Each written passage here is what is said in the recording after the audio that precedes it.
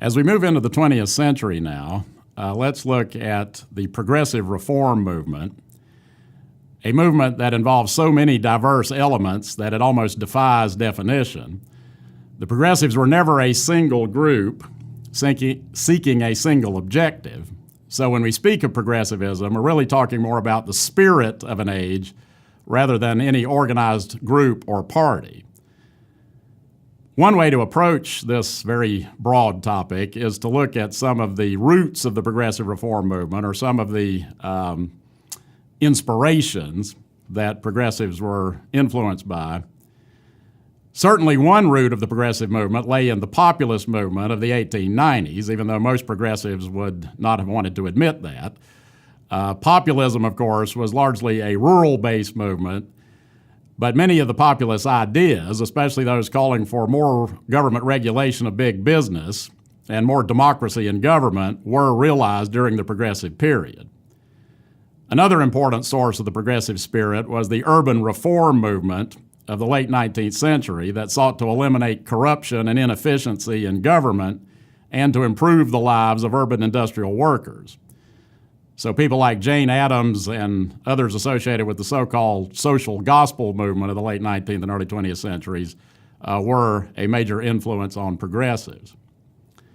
Socialism also influenced the progressive movement, although most progressives rejected socialist doctrine. Socialism did help to make the progressives more aware of the need to improve living and working conditions in the cities, even though most progressives were committed to capitalism. Progressivism was brought into focus by a new journalistic fad at the turn of the century.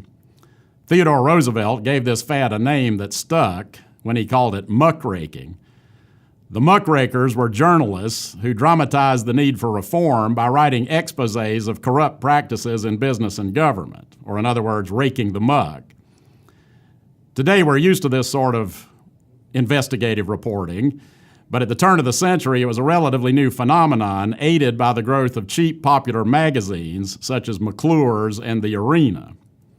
Two of the leading muckrakers, Ida Tarbell and Lincoln Steffens, published a series of articles in McClure's beginning in 1902. Tarbell wrote an exposé of John D. Rockefeller's Standard Oil Trust, and Steffens exposed corruption in big city government. Steffens' articles were later collected into a book called The Shame of the Cities.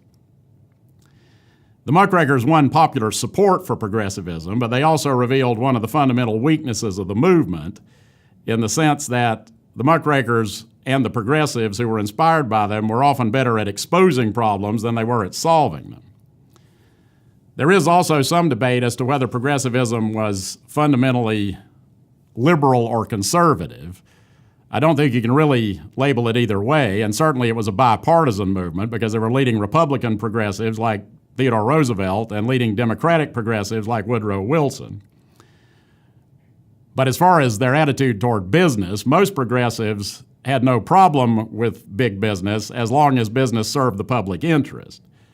And many small businessmen actually supported progressive reform, including government regulation of business, because it helped level the playing field.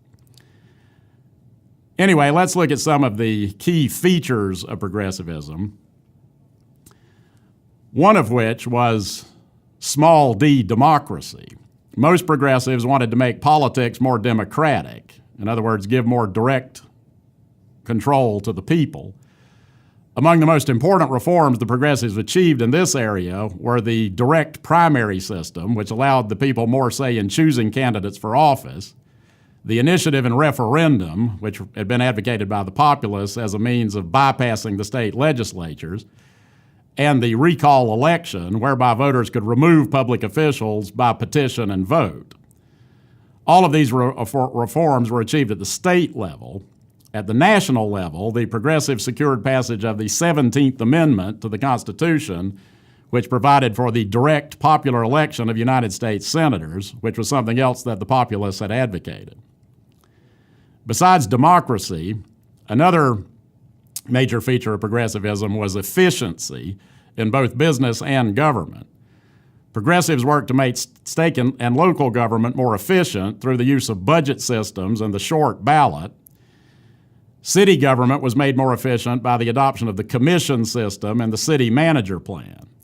The city manager plan placed a trained expert, similar to the manager of a business, in charge of the city and made him responsible to a commission or to the mayor and council.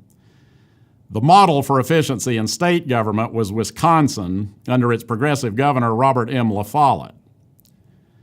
The third feature of progressivism was regulation of big business. In many cities, this meant the taking over of public utilities by the government, so-called gas and water socialism, something else that the populace had called for. Hundreds of regulatory laws were passed at the state level, and even at the federal level, we're going to see a new level of government regulation. The fourth feature of progressivism was social justice. The social justice movement covered a wide range of reforms, but the greatest gains were made in the area of labor legislation. Nearly every state passed child labor laws, and most states placed limits on the hours of women industrial workers. Legislation to protect workers against on-the-job accidents and workmen's compensation laws were also passed by many states. Overall, perhaps the chief feature of progressivism was the concept of a more active government. Governments were now expected to provide a wide range of services, such as schools and good roads. And again, many of these progressive reforms were achieved primarily at the state and local levels, but we're also going to see a much more active federal government during the first decades of the 20th century as well. This was thanks largely to the efforts of the three men who occupied the White House during the Progressive period: Theodore Roosevelt, William Howard Taft, and Woodrow Wilson. Roosevelt and Taft were progressive Republicans, and Wilson was a progressive Democrat, once again proving that progressivism crossed party lines. Let's look first at some of the highlights of the presidency of Theodore Roosevelt. Roosevelt was the youngest man ever to become president. John F. Kennedy was younger when he was elected, but Roosevelt became president in September of 1901 when William McKinley was assassinated. Roosevelt had been put on the ticket with McKinley in 1900, largely because he was a war hero, having fought in the Spanish-American War of 1898, but also because he had become such a pain to the Republican Party bosses in his home state of New York that they wanted to get him out of their hair. But as McKinley's campaign manager, Mark Hanna, said, "You do realize that only one life stands between that madman and the presidency of the United States." And of course, in September of 1901, Hanna's fears came true when McKinley was killed, and as Hanna put it, "Good God, that damn cowboy is now president of the United States." Roosevelt was a cowboy, but he was also a Harvard graduate and one of the best educated presidents we ever had.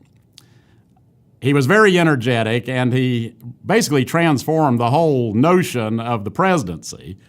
Roosevelt's view was that the president was the only person elected by the entire country, and therefore he intended to use the office as what he called a bully pulpit.